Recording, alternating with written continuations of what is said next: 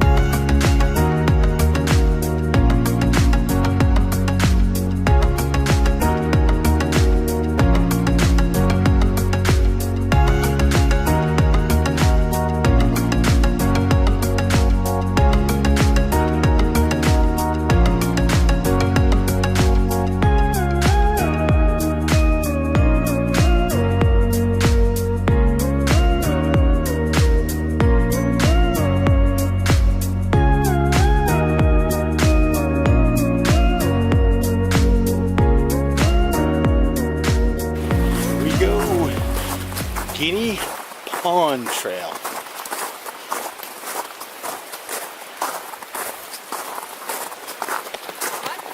Talking to myself. Yeah, I'll talk to you. Hey, you're not talking to yourself if you're talking to a camera.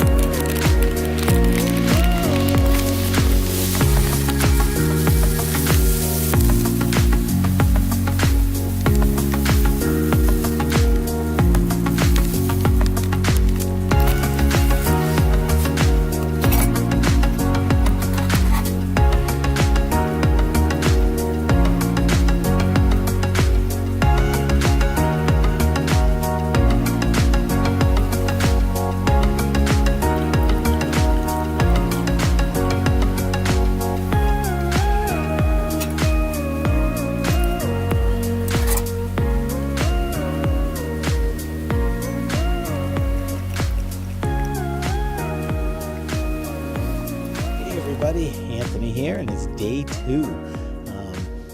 We went into bed around 8 o'clock last night, and we slept I'm just getting up. It's like 6 o'clock, so if you ever need to catch up on some sleeping, winter camping is the way to go, because it was dark. We set up camp in the dark. It was about 5 o'clock. I tried to get some video. I don't know if it's going to make the cut or not because it was quite dark.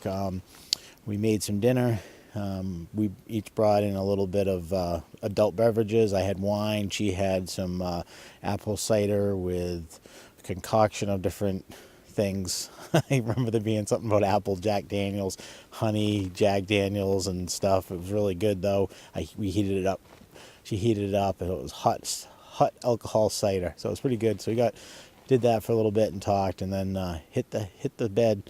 But we were sleeping by 8:30 at the latest, and then getting up at 6. So a good chunk of sleep last night. I slept pretty good. My sleep pad, definitely I pushed the limit of it last night. It was good for 20 degrees, and it was hovering around 20, if not a little bit below last night.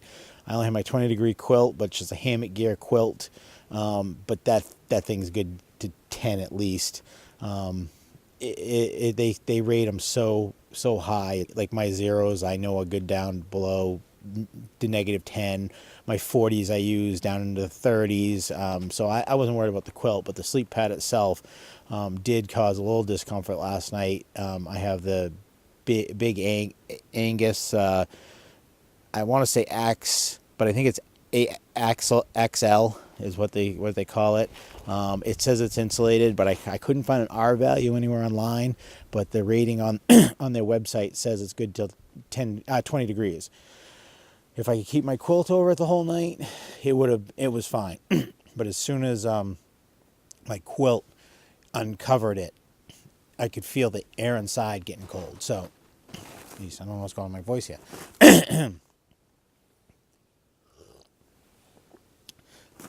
Yeah, so as long as I kept that quilt over, it was good. And I had brought a little quilt a little Costco quilt I have, just in case, because I had packed my 20-degree stuff and then was planning on sleeping in my hammock. And then we decided to do tent camping, and I've never done it. So I said, what the heck?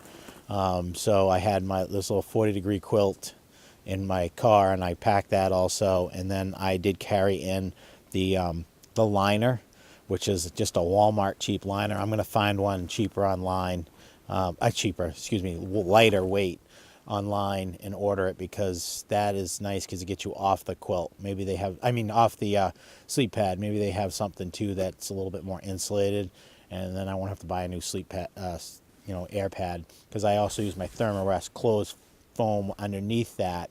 And if I put my hand out on that, I couldn't feel the cold from the ground. So it was definitely the air inside the air pad getting cold. Air mattress, I guess we call it. I'm not much of a tenor, so it's all Greek to me right now. So anyways, this was my first night sleeping in a tent, backpacking. Definitely the coldest I've ever slept in a tent too. So it was definitely, I was excited about this, and as much as I knew I'd sleep great in my hammock, I was looking forward to sleeping in a tent, because I backpack with other people or hike with other people, and they're always asking me tenting questions, and I don't have a clue. So now I know enough to be dangerous, so look out.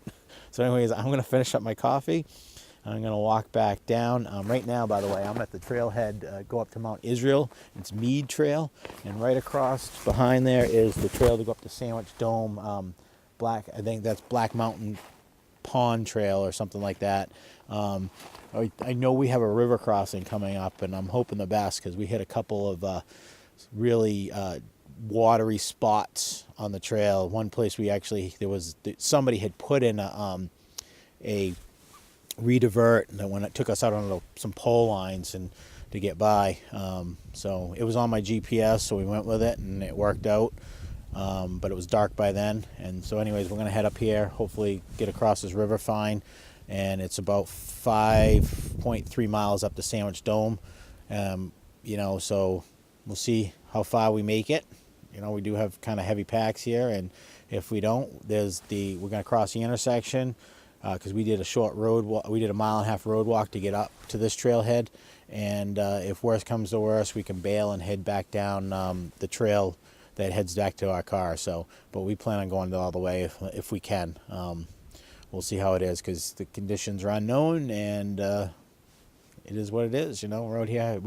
Came out here mostly just camp. So onward, go see if she's up.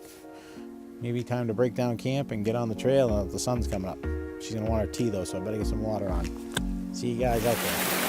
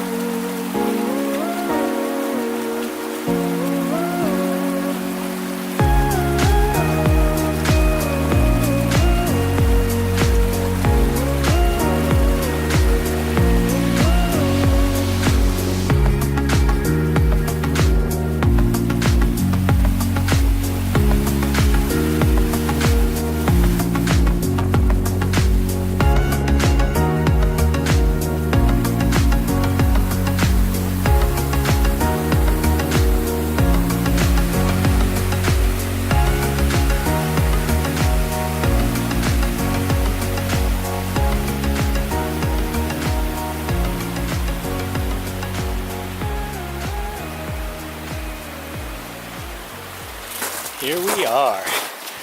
We've been on the trail for about an hour.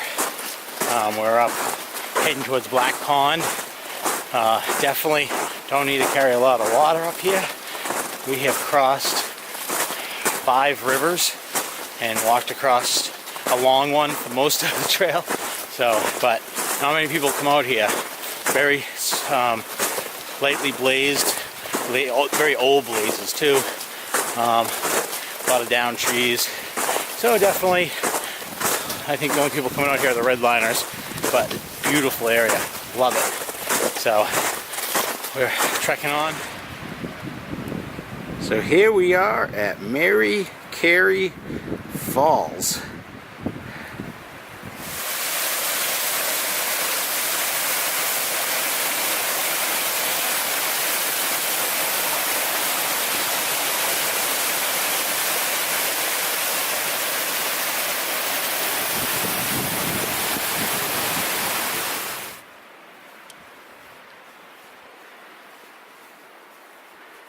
As you can see, we just entered the Black Mountain Pond Forest Protection Area. I'm going to mark the campsite, hopefully if I see it, find it on the GPS for everybody else, because I had no idea where it was. This is where we planned on actually camping yesterday, but we got a late start, so we didn't make it this far. So anyways, I'll at least mark it for next time, or for you guys. Here we go. Black Mountain Pond. I don't know why I can't say that. Black Mountain Pond.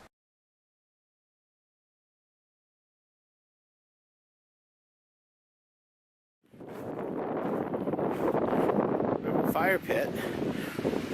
Benches. This must be the tent area right here in these rocks. And a great view.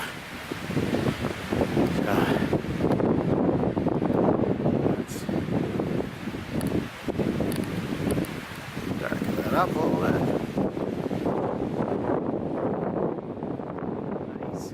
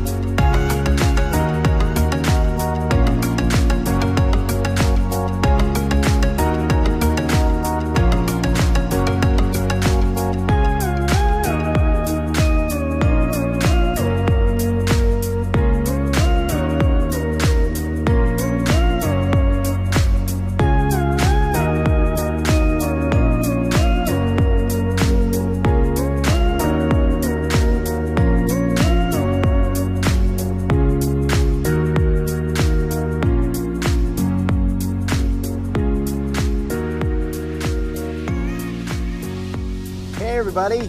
Day 3 of this trip. We decided to skip Sandwich Dome because we had more weight than we expected. First time tent winter camping, and also the trail that we chose to pick to go up there was not, how do I want to say this, was not a trail that was easy with all that gear.